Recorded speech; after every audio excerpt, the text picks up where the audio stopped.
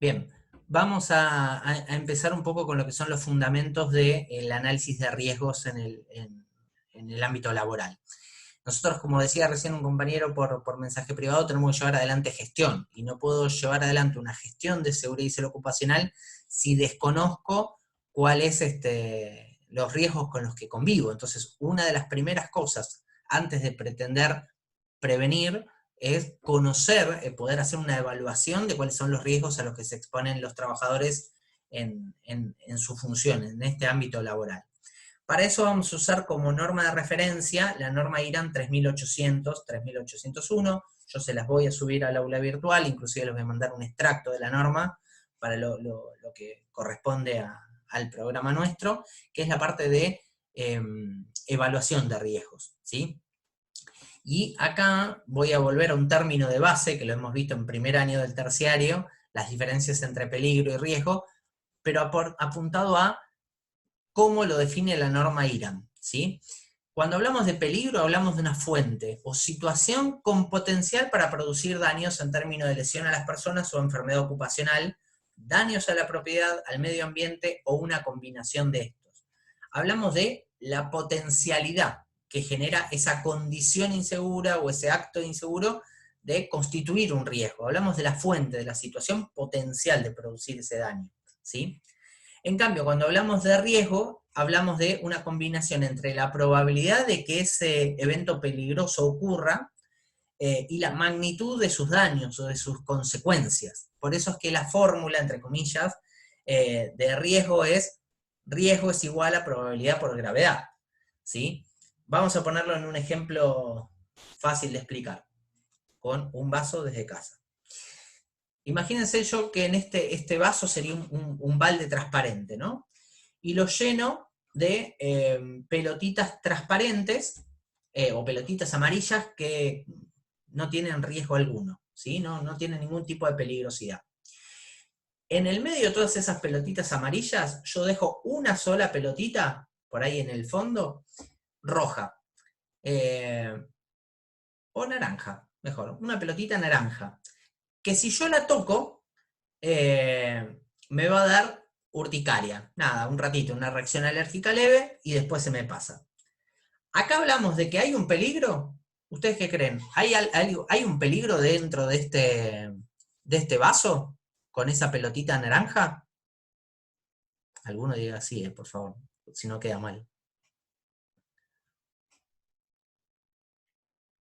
No, Ay, bueno, alguien, pero era así. No, a ver, si todas las pelotitas amarillas son inertes y una sola de las que está ahí abajo, naranja, tiene una fuente potencial de peligrosidad, yo digo, ¿el peligro está acá? Sí, es esa pelotita naranja. Eso es lo peligroso. ¿Cuál sería el riesgo? Que yo meta la mano. Cuando yo meto la mano, cuando interacciona la persona con este vaso, existe el riesgo de que yo toque esa pelotita naranja y me genere una urticaria. ¿Se entiende? O sea, en tanto y en cuanto yo no interacciono con ese peligro, el riesgo disminuye. O sea, no es lo mismo un tornado en la mitad del campo, que no va a afectar a nadie probablemente, o va a generar daños menores en la agricultura, a que ese mismo tornado se desarrolle en la mitad de una gran ciudad, donde hay un montón de población, donde hay un montón de instalaciones, porque ahí ya tenemos mucha más vulnerabilidad expuesta, ¿sí? Acá en este caso, peligro hay, sí, es esa pelotita naranja. Pero ¿qué pasa? El riesgo es bajo. ¿Por qué es bajo? Porque hay poca probabilidad que entre tantas pelotitas yo llegue a tocar la naranja del fondo, en primera instancia. O sea, la probabilidad es poca, porque por ahí entre 100 pelotitas, una sola es naranja. O sea, la probabilidad, si se fijan en la fórmula de abajo, es baja. Y a su vez porque la gravedad es baja. Si yo la toco como mucho, me va a dar una urticaria.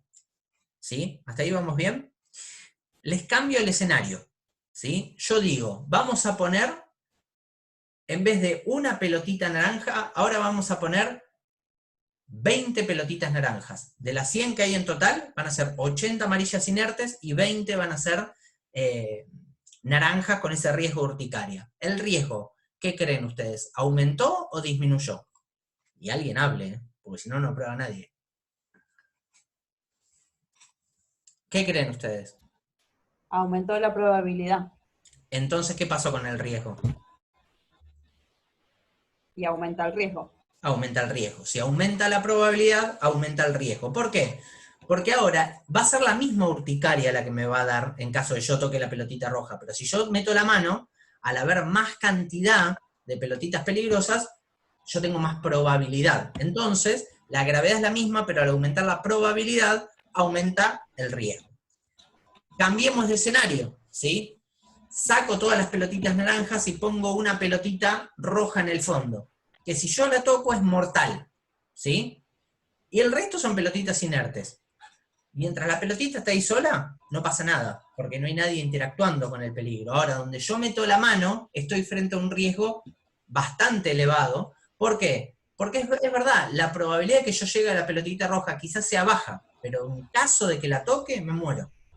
¿Se entiende? O sea, ahí es una situación que es un riesgo muy alto, justamente por la gravedad que tiene el contacto con la pelotita roja, que podría ser de una letalidad absoluta.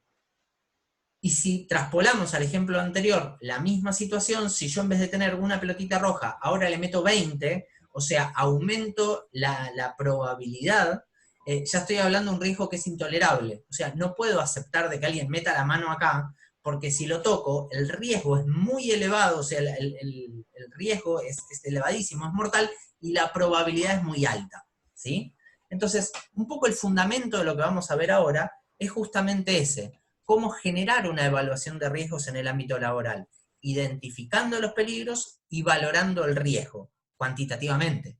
Porque yo esto no puede ser a ojímetro. A ver si esto es peligroso, esto no es peligroso, acá hay un riesgo, acá no hay un riesgo. No, yo tengo que profesionalmente establecer una evaluación de riesgos que por lo general lo llevamos a matrices que son fáciles de evaluar, de seguir, de medir y de corregir. ¿Sí? Un poco lo que hablábamos recién, a medida que aumenta la probabilidad y aumenta la severidad, y o aumente consigo mismo el riesgo. ¿Sí? Bien, acá vemos una situación, ¿sí? Vemos un trabajador debajo del auto, el cual está sostenido, él está debajo y está sostenido por dos puntales de madera. Y ahí nos volvemos nuevamente, para hacer referencia a lo que dice la norma IRAM, a las dos definiciones también básicas que hemos tanto abordado durante el primer año de nuestra tecnicatura. La diferencia entre el acto inseguro y la condición insegura. Cuando hablamos, recuerden, del acto inseguro, hablamos del comportamiento de las personas, ¿sí? Son esas acciones del trabajador que están fuera de las normas o de lo que hemos establecido como procedimiento de trabajo seguro, que son fuentes potenciales de accidentes o incidentes, que también ahora lo vamos a abordar.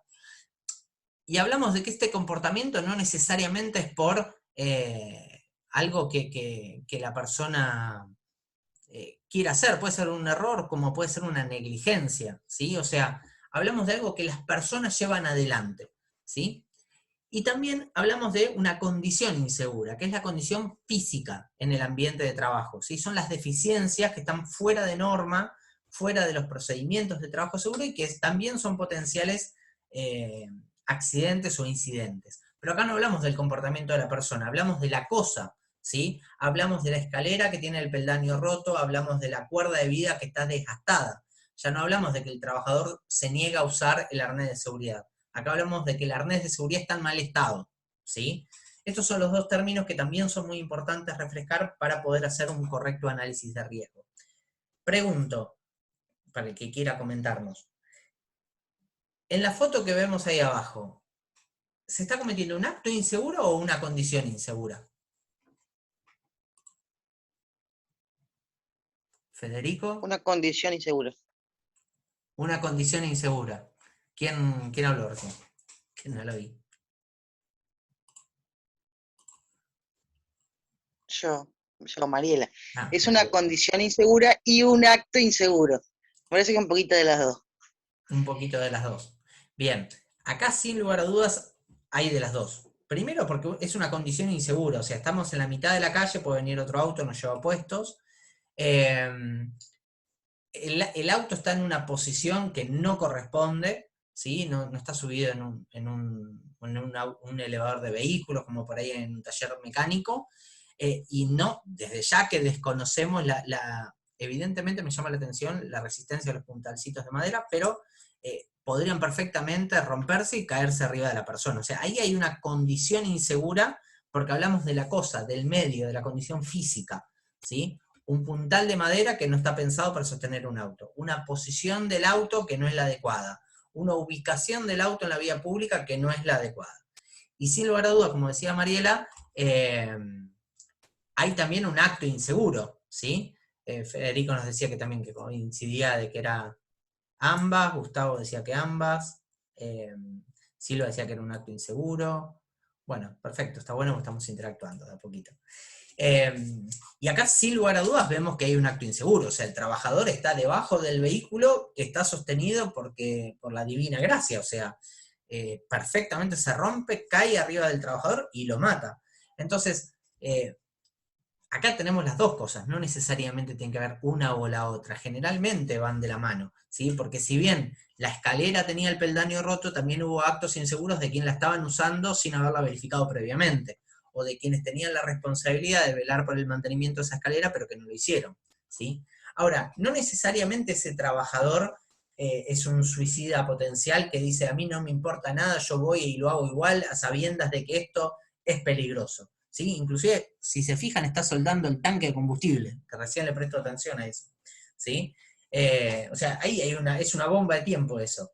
Pero no necesariamente es porque el tipo dice, yo soy así y me la banco porque a mí no me va a pasar nada. Quizás sea la forma en la que lo aprendió a hacer. Porque trabajar de mecánico es el sustento de su familia desde hace varias generaciones, porque su papá trabajaba de mecánico, porque su abuelo trabajaba de mecánico, su tatarabuelo trabajaba, su bisabuelo, perdón, me salté una generación, trabajaba de mecánico, y toda la vida lo hicieron así, porque no disponían de otros medios para poder hacerlo. Entonces quizás él aprendió a desarrollar ese trabajo de esa forma, sencillamente porque le fue enseñado de esa forma. Entonces, tiene que ver también con las cuestiones culturales que debemos ir modificando. Esa cuestión de que no soy más o menos, perdón la expresión, macho porque uso o no uso arnés, ¿sí? No se dan una idea de lo que nos ha costado durante generaciones cambiarle, como les dije, yo estoy de jefe de bomberos en La Plata, cambiar, y cuesta todavía hoy, de que se usa el equipo autónomo, el equipo de respiración, si no pasa nada, un poco de humo, me pongo un poquito de la monjita arriba y no pasa nada, ¿sí? Y hoy nosotros sabemos, y lo estudiamos y lo analizamos todo el tiempo, los riesgos que generan de la exposición de los contaminantes, la potencialidad cancerígena de muchos de estos contaminantes. Eso, entonces, tiene que ver con un proceso, ¿sí? Tiene que ver con un cambio cultural en el ámbito laboral que tenemos que acompañar, no ir a luchar contra eso, porque tenemos que entender que también es parte de un proceso, pero sí acompañarlo a mejorar y a ir cambiando la forma en la que se ve el trabajo. Nadie tiene que ir a perder la vida donde tiene que ir a ganársela, dice el refrán, ¿no?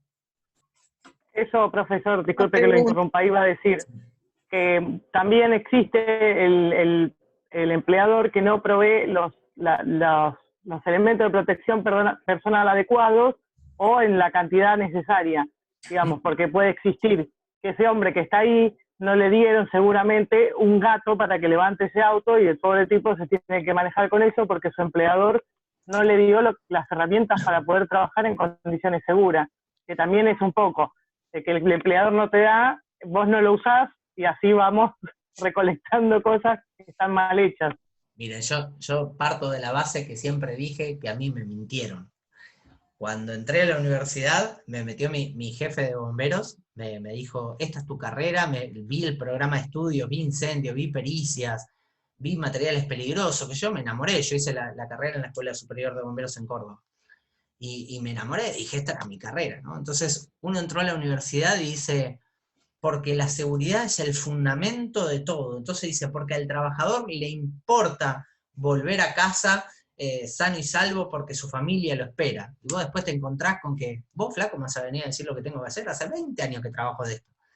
Y vos decís, bueno, acá me di contra la pared. No, bueno, pero a la empresa le importa, porque genera costos, porque generan una mala imagen en la imagen de la compañía, porque le genera costos adicionales. Entonces vos vas y le llevás y te dice, no, pibe, pero mira, yo te explico, yo ya arreglé con el que me viene a inspeccionar, está todo bien, no pasa nada, o te dice, mira, escúchame, me sale más barato que me lo cubra la RT si hay un accidente, pues ¿sabes cuánto vale cada par de zapatos, cada máscara con filtro, cada arnés de seguridad? No, olvídate, no hay plata, vos no entendés en qué contexto estamos.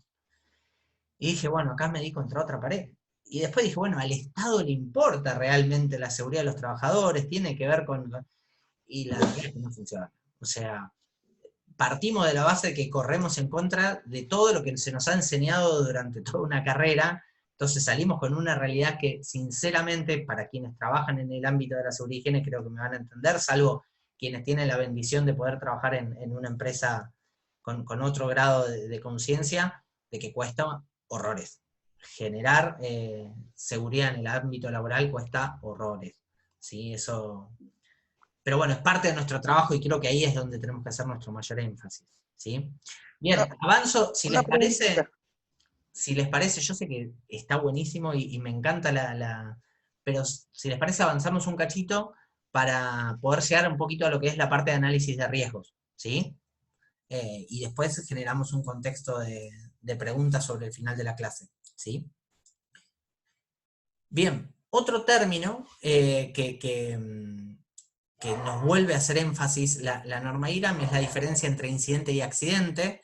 El accidente es el acontecimiento, ese súbito, no deseado, ni esperable, que genera un cambio abrupto en las condiciones. O sea, se cortó la eslinga y la carga se cayó y casi aplastó a Juan que estaba pasando por debajo.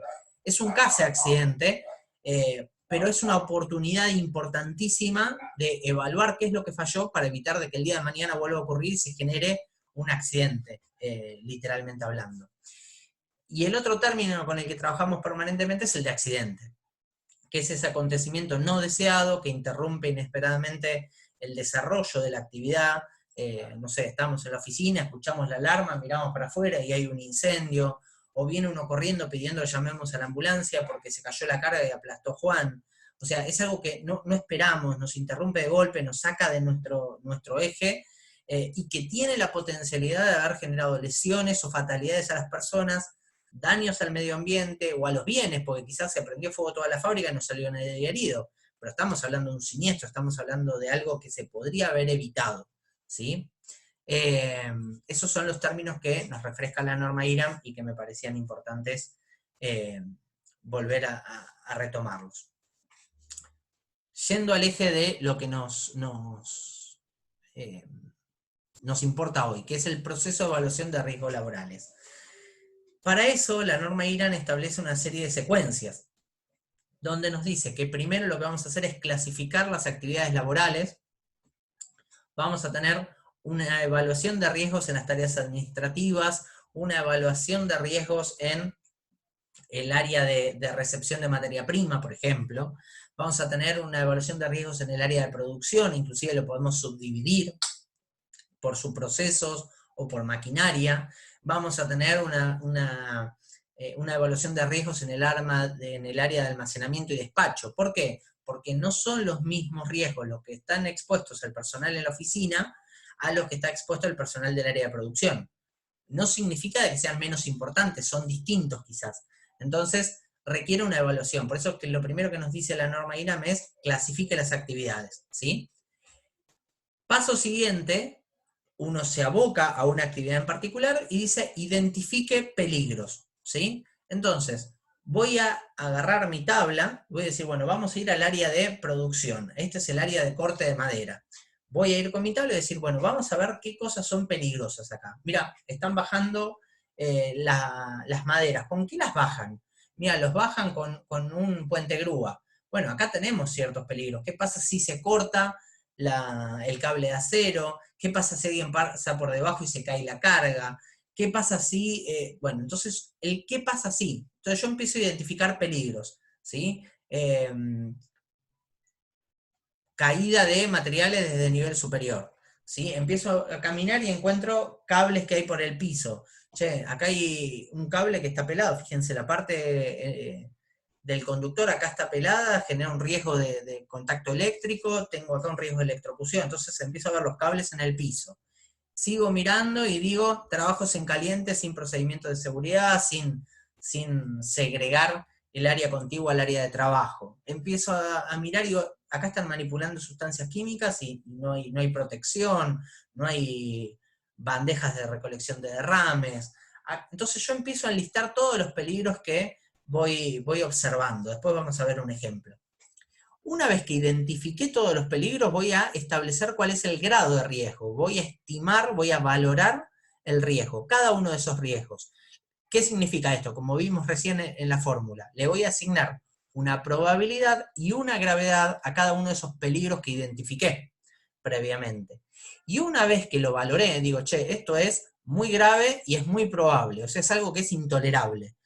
Determino qué voy a hacer con esos riesgos y cuáles son tolerables y cuáles no, y cuál va a ser mi plan de acción a futuro en virtud de esa evaluación de riesgos, ¿sí? Elaboro un plan de acción para el control de riesgos, nos genera la norma IRAM algunas propuestas, y después permanentemente voy a revisar si el plan de acción es el adecuado, si estamos logrando disminuir los riesgos en cada uno de los peligros que se identificaron, ¿sí? Esa es la secuencia que me identifica la norma IRAM, centrada principalmente en los tres primeros. Identifico peligros, valoro el riesgo y determino si esos riesgos son tolerables o no. Y en virtud de eso, llevo adelante mi gestión, ¿sí? Por eso decimos que, según esta metodología de evaluación, el análisis de riesgo contempla la identificación del peligro y la estimación del riesgo, y el posterior control de los riesgos para tratar de evitar o limitar la probabilidad de ocurrencia de estos accidentes, o disminuir su gravedad en caso de que ocurran, ¿sí? Después conocemos lo que son la jerarquía de control de riesgos, ¿sí? ¿Cómo lo vamos a plasmar? En una matriz, ¿sí? Y nos genera una propuesta la norma IRAM. Es muy sencilla. Después vamos a ver otro modelo de matriz, como puede ser la IPBR, que es totalmente distinta, es mucho más compleja, más completa también. Pero la norma IRAM está pensada para que la pueda diseñar el propio empleador, si es necesario, si es que no cuenta con un profesional de higiene y seguridad. Nos habla de dos elementos a considerar, la gravedad y la probabilidad. Fíjense que en lo que sería la fila de la gravedad tenemos ligeramente dañino, o sea, algo sumamente menor, dañino, algo que me podría generar un daño, y extremadamente dañino, inclusive de lesiones graves, incapacitantes o muerte.